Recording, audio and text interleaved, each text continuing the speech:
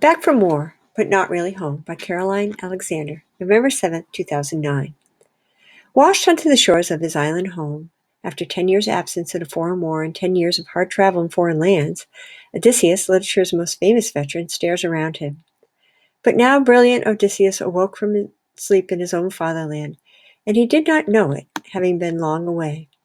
Additionally, the goddess Athena has cast an obscuring mist over all the familiar landmarks, making everything look otherwise than it was.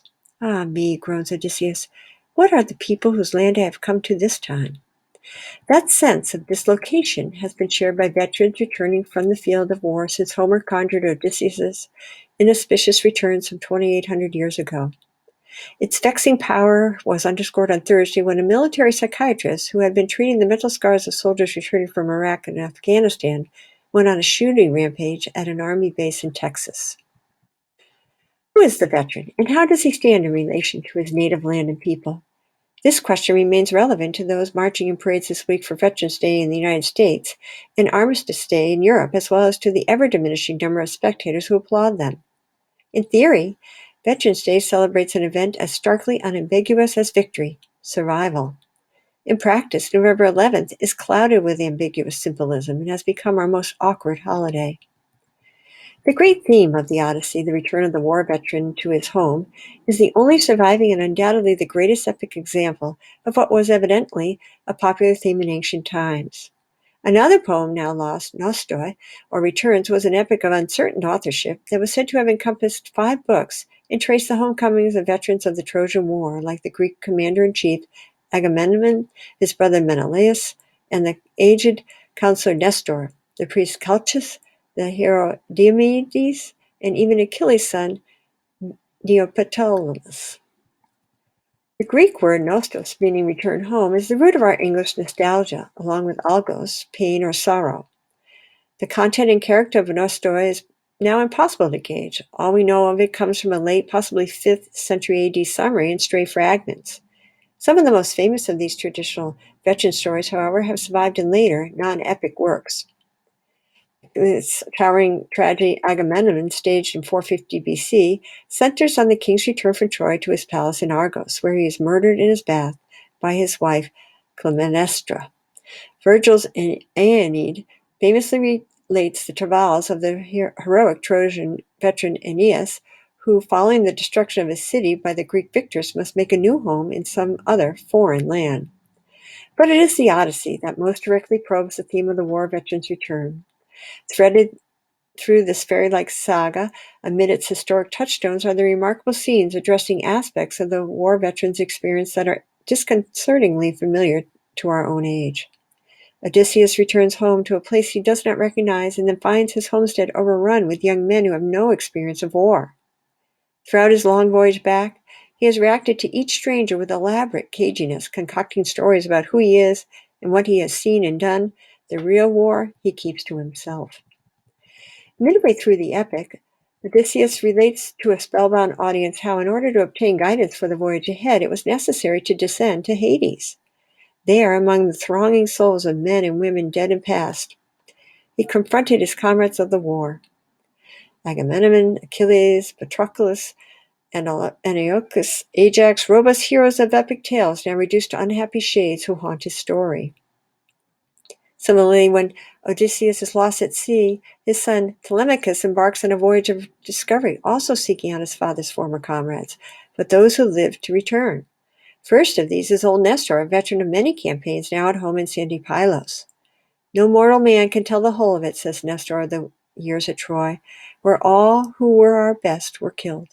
In Sparta, Menelaus, whose wife Helen was the cause of the war, is haunted by the losses. I wish I lived in my house with only a third part of all these goods, and that the men were alive who died in those days in wide Troy land. Odysseus' own memories are more potent. Amongst the kindly Phaeacians who give him hospitality toward the end of his hard voyage, he listens to the court poets singing of the Trojan War's famous actions of men on that venture. Odysseus, taking his mantle in his hands, drew it over his head and veiled his fine features, shamed for the tears running down his face. And most significantly, epic tradition hints at the dilemmas of military commemoration. In the Iliad, Achilles must choose between Kleos and Nostos, glory or a safe return home. By dying at Troy, Achilles was assured of undying fame as the greatest of all heroes. His choice reflects an uneasy awareness that it is far easier to honor the dead soldier than the soldier who returns. Time-tested and time-honored, the commemoration rites we observe each Memorial Day, the parades and speeches and graveside prayers and offerings, represent a satisfying formula of remembrance by the living for the dead that was already referred to as ancient custom by Thucydides in the 5th century BC. The commemoration of the veteran, the survivor who did not fall on the field of war, is less starkly defined. The returned soldier, it is hoped, will grow old and die among us, like Nestor, in whose time 2 generations of mortal men had perished. In our own times, the generation born in the optimistic aftermath of World War II has already encountered veterans of both world wars, the Korean War, the Vietnam War, the Persian Gulf War, and our wars in Afghanistan and Iraq, and still has several decades of martial possibilities in reserve. As the earlier of those wars recede into the past, their old soldiers fade away, and thus commemorative rites for the veteran, by definition the survivor, also tend to end perversely at graves. How to commemorate the living veteran? Again, some guidance can be found in the epic, The Crucible of a Heroic Mores. Old Nestor, the iconographic veteran, is a teller of many tales of the many battles he once waged. In my time I have dealt with better men than you are, and never once did they disregard me, he tells the entire Greek army in the Iliad. I fought single-handed, yet against such men no one could do battle. Although he is a somewhat comic figure, his speeches are deadly earnest. Old Nestor knows that his is the only voice to keep memory of such past campaigns alive. One suspects such lengthy recitations are rare today. Rarer still is the respectful audience enjoyed by Nestor, and patience with such reminiscence began well before our age.